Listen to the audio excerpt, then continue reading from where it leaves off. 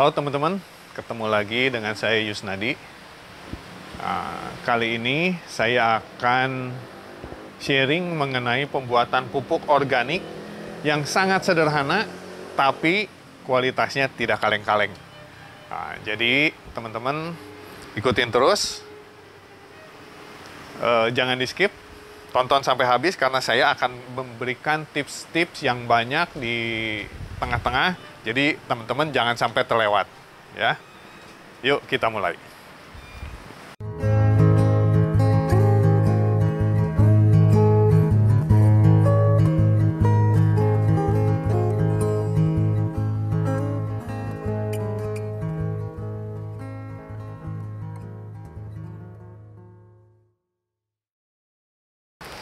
Nah, teman-teman, kali ini saya akan sharing mengenai pembuatan pupuk yang paling sederhana, tapi hasilnya oke banget, menggunakan air cucian beras. Air cucian beras ini disebutnya air leri, ya, leri. Ya. Nah, ini air cucian beras yang saya ambil ini adalah air cucian beras yang pertama. Beberapa orang bilang air cucian beras yang kedua masih bagus, tapi saya sarankan air cucian beras yang pertama saja. Jadi kental begini. Kalau teman-teman masak beras nggak terlalu banyak, seperti saya, tidak terlalu banyak, teman-teman bisa kumpulin air berasnya. Ini hari Senin masukin, hari Selasa, hari Rabu, Kamis, Jumat. Nah, hanya saja jangan terlalu lama, ya, disimpan. Jadi kira-kira 5-6 hari cukup lah. 1 minggu, maksimal 1 minggu. Ya. Teman-teman katakan 1 minggu menampung air cucian beras, segimana yang dapat itu dibikin dulu. Ya. Jadi jangan menunggu sampai, wah harus banyak, jangan, tidak perlu.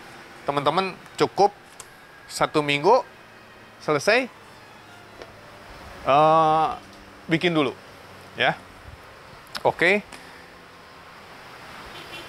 Nah, air cucian beras ini sangat bagus karena banyak mengandung mineral-mineral yang sangat dibutuhkan oleh tanaman kita, ya. Kalsium, kalium, nitrogen, natrium, semuanya ada di air cucian beras ini. Hanya saja, kenapa saya harus fermentasi? Kalau saya berikan mentah kepada tanaman kita, tanaman kita tidak bisa cepat menyerap nutrisi yang ada di air cucian beras ini. Jadi dia butuh waktu yang cukup lama untuk menyerap. Nah, kalau sudah difermentasi, dia penyerapannya akan lebih bagus, nutrisinya lebih banyak. Jadi sudah siap pakai, ya, sudah siap serap oleh tanaman. Jadi kualitas fermentasi tentu lebih baik dibanding dengan air leri mentah, ya. Karena itu kita fermentasikan. Juga air cucian beras 1 liter ini kalau kita siram ke tanaman mungkin 1 kali 2 kali siram habis. Tapi kalau difermentasi ini bertahan cukup lama. Ini bertahan cukup lama dan pemakaiannya cukup sedikit, ya. Hasilnya bagus, pemakaiannya sedikit, efek ke tanaman kitanya akan lebih baik, ya. Yuk kita mulai. Di sini air cucian beras kira-kira sekitar 1 liter. Ya, tadi saya bilang cucian beras yang pertama. Ini dari hari Senin sampai hari Kamis ditampung dan langsung bikin, ya. Nah, untuk air beras ini kita simpan di botol, jangan terlalu penuh.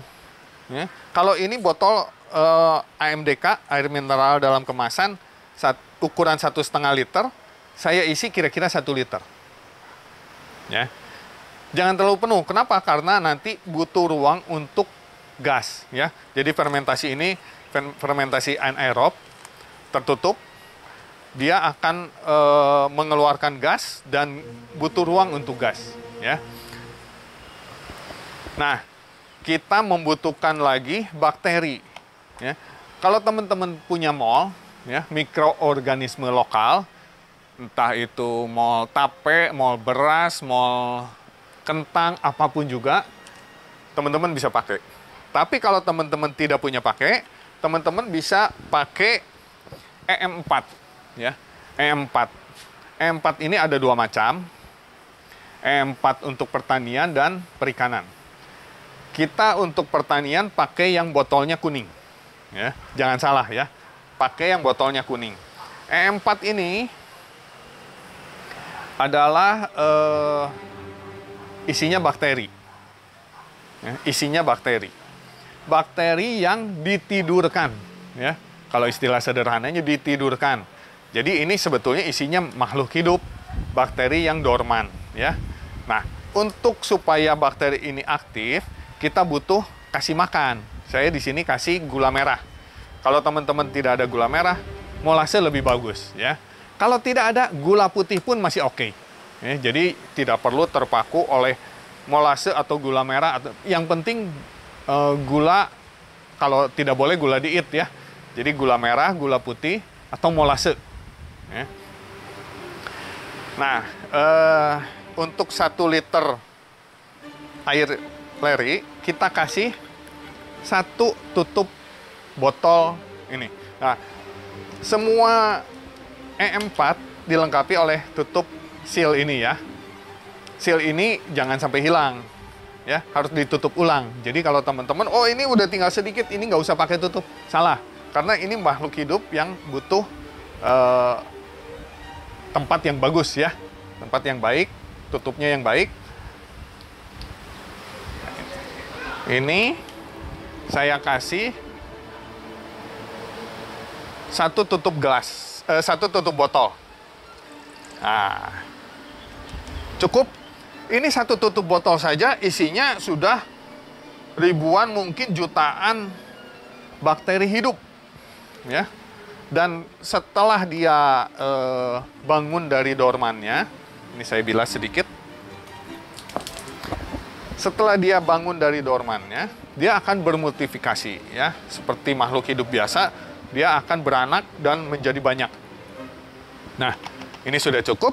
Seperti yang tadi saya bilang, kita kasih gula merah sebagai makanannya. Seberapa banyak? Oh, sebetulnya tidak ada aturan resmi harus sekian banyak, tapi kita kira-kira ini 1 gandu ya, kira-kira setengah gandu lah. Ya. Kalau gula molase cukup 1 sendok, ya. Jadi 1 sendok makan. Wah, susah juga. Sebentar.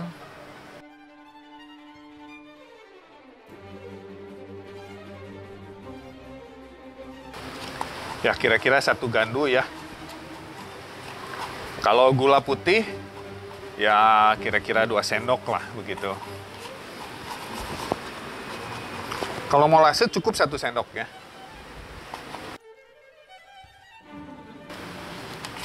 Nah, gini, cukup.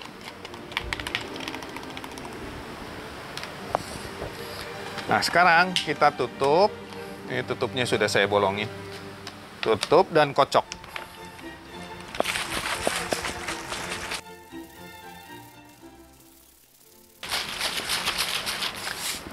Nah, teman-teman, barusan ada gasnya sangat kenceng ya. Nah, ini baru dikocok, dikasih begini aja, sudah ada gasnya cukup lumayan kenceng. Nah, nanti dia akan larut sendiri. Kita kocok lagi nanti sedikit. Nah, teman-teman, karena ini ada gasnya, jadi kita harus hati-hati. Kalau teman-teman yang cukup rajin, nanti ini ngegembung, teman-teman cukup buka tutup botolnya kira-kira 1 hari 1 kali atau 2 kali ya. Nanti hati-hati saja, jangan sampai ini meledak. Bukanya tidak perlu sampai buka begini, ya. Hanya dilonggarkan, tutup lagi. Karena si bakteri ini, kita fermentasinya anaerob, tidak menggunakan udara luar, ya. Buka, tutup hanya untuk buang gasnya saja. Cet, tutup lagi. Nah, atau teman-teman bisa membuat airlock. Ya, ini namanya airlock. Ya. Caranya gimana? Tutup botolnya, kita lubangi. Ya, kita butuh satu botol yang lebih kecil, isi air kira-kira 3/4-nya. Kedua tutup botol ini kita lubangi. Ya. Kita lubangi, kita bisa pakai selang akuarium atau selang apa saja. Yang ini, yang ke botol yang fermentasi,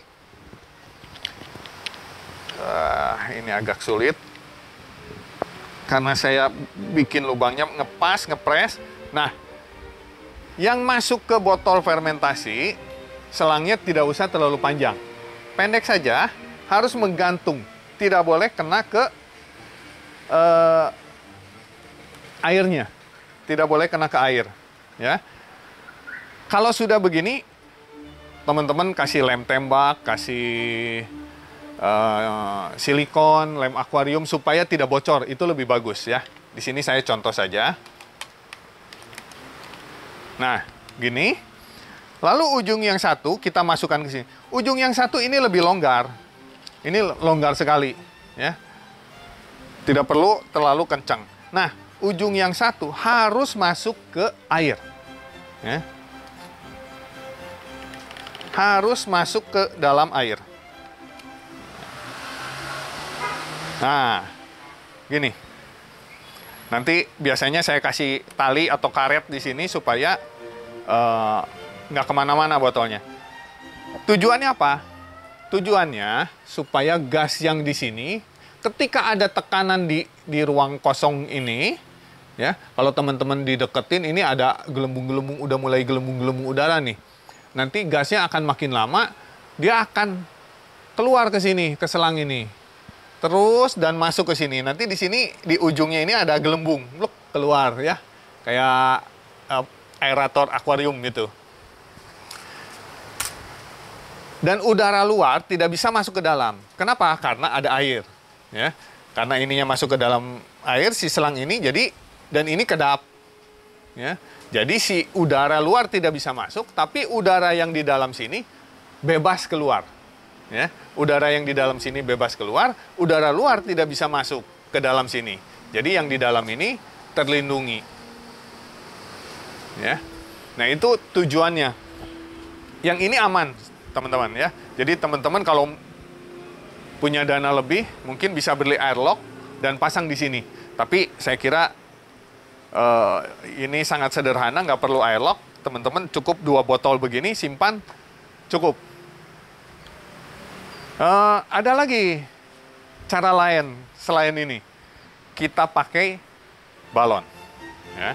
Ini cara yang sangat sederhana tapi cukup efektif. Balon ini kita pasang di sini.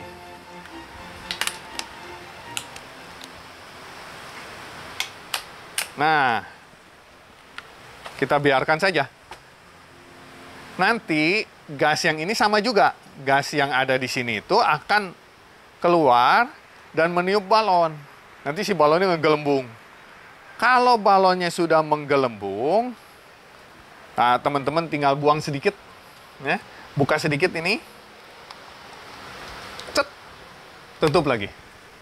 Dia akan kempes lagi. Nanti sekian lama dia akan ngegelembung lagi. Ya. Kita tinggal lihat aja, oh ini si balonnya sudah segimana gelembung. Jangan sampai meledak ya, teman-teman. Nah, cukup segini, buang. Karena nanti ininya juga terbuka dia ya. Nah, begitu. Ini cukup efektif ya, murah tapi cukup efektif. Jadi teman-teman bisa pilih yang mana. Kalau pakai balon ya tetap harus dicek dan ada sedikit kerjaan ya buat buang anginnya. Kalau pakai airlock begini, sepertinya tidak perlu dilihat, udah anginnya udah keluar sendiri. Ya. Nah, fermentasi ini kita akan simpan selama 2 minggu. Ya. Seminggu pertama gasnya akan sangat besar, ya. Gasnya akan sangat besar.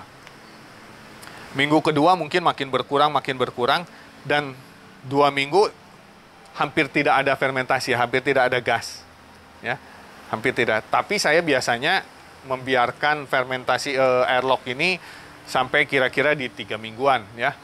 Ya, jangan sampai dikira tidak ada gas, tapi ternyata masih banyak dan meledak, ya. Jadi saya cari aman aja. Tapi sebetulnya 2 minggu gasnya sudah jauh sekali tidak ada.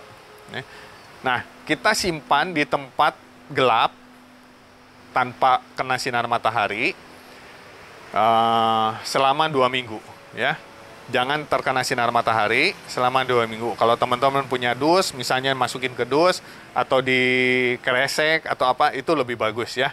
Di wadah, atau wadahnya kita cat dulu, wadah hitam gitu, itu lebih bagus. Nah, setelah itu, setelah 2 minggu, kita bisa aplikasikan ke tanaman kita secara kocor ataupun semprot. Ini berlaku untuk semua fase tanaman. Mau tanaman apapun bisa. Anggrek, tanaman tanah, tanaman buah, tanaman bunga, tanaman daun, ya, daun tanaman hias, apapun bisa. Dan bisa diaplikasikan ke semua fase. Baik itu fase vegetatif maupun fase generatif, ya. Jadi nggak usah khawatir, ini pupuk yang sangat aman buat semua tanaman, tapi khasiatnya sangat bagus. Aplikasinya untuk kocor kira-kira 1:20 sampai 1:100, ya. Kalau saya sih biasanya kasih 1 liter itu kita coba mulai dari dosis ringan 1:50 dan maksimal di 1:200 lah. Ya, 1:50 sampai 1:500. Jadi teman-teman jangan terlalu yakin langsung kocor banyak. Jangan begitu. Kita coba dulu tanaman kita minggu ini, kita kasih 1 liter, kasih 50 mili, ya. Nanti minggu depannya kita naikin 75 atau 100 mili, ya, sampai ke 200 mili biasanya. Kita aplikasikan 1 minggu 1 kali untuk kocor, ya. Kocornya segimana banyak? Ya, tergantung tanaman teman-teman segimana besar, ya. Untuk tanaman di pot yang ini dahlia, ya kira-kira setengah liter sudah mencukupi, ya. Ini dahlia. Ini cukup setengah liter begini sudah cukup, ya. Kalau tanaman teman-teman di planter bag ukuran 100 liter, saya biasanya kasihnya 2 liter, ya. Jadi teman-teman bisa perkirakan sendiri, ya. Tapi selain dikocor, pupuk ini pun bagus untuk disemprot, ya. Untuk aplikasi semprot tidak usah terlalu banyak, cukup di 1:20 sampai 1:40, ya. 1 liter air kasih 20 mili, ya.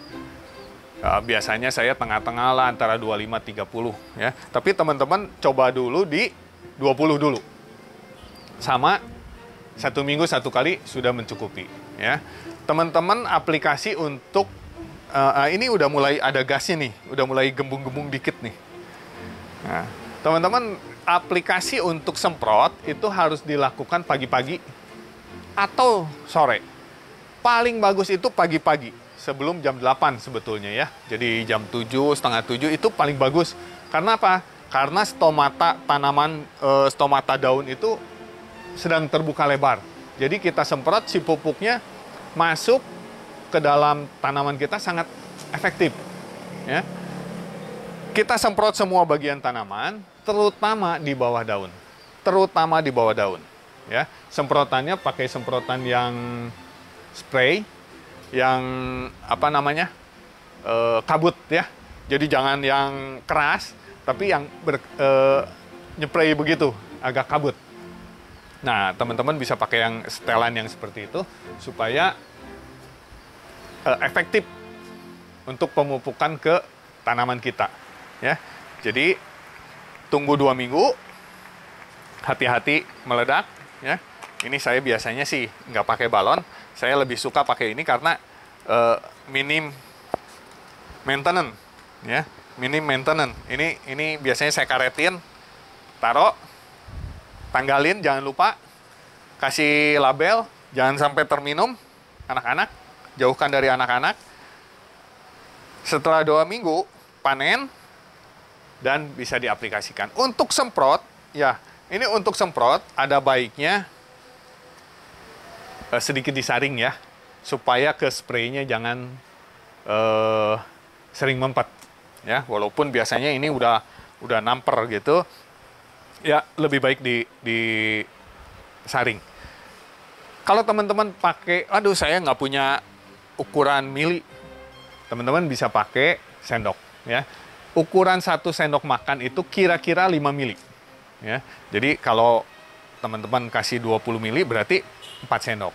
Kalau teman-teman kasih 50 mili, 10 sendok. Gitu ya. Jadi nggak usah khawatir, pakai barang-barang yang ada, tidak perlu beli.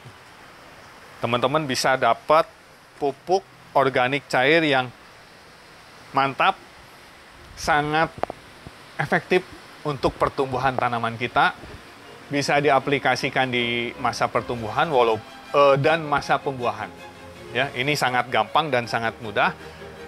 Tidak ada alasan buat teman-teman tidak bikin. Ya, sekian dulu teman-teman. Jangan lupa like, subscribe, dan share buat teman-teman. Nantikan juga saya akan bikinkan lagi beberapa pupuk organik lagi yang teman-teman bisa aplikasikan ke tanaman teman-teman. Pasti mantap. Ya, sampai jumpa.